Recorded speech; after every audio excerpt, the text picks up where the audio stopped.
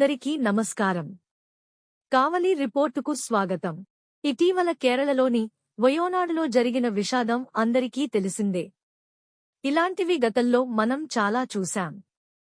ఆ వార్త విన్నంతసేపు లేదా చూసినంతసేపు మనలో మానవత్వం పొంగిపొర్లుతుంది.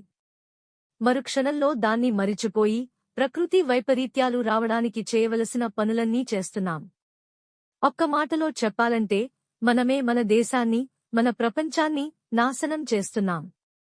ఇది ఎవరు కాదన్నా పచ్చి నిజం. ప్లాస్టిక్ భూతాన్ని పట్టుకు తిరుగుతున్నాం.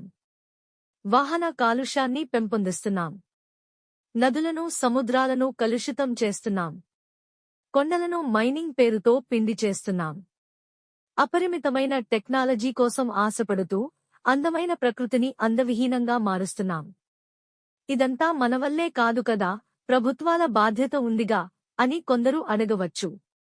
2011వ సంవత్సరంలోనే మాధవ్ గాడ్గిల్ అనే పర్యావరణవేత్త పశ్చిమ కనుమలైన గుజరాత్, మహారాష్ట్ర, గోవా, కేరళ, తమిళనాడు వంటి రాష్ట్రాలలో మైనింగ్, వాణిజ్య కార్యకలాపాలు, అభివృద్ధి పనులు చేపట్టవద్దని ప్రభుత్వానికి నివేదిక సమర్పించడం జరిగింది.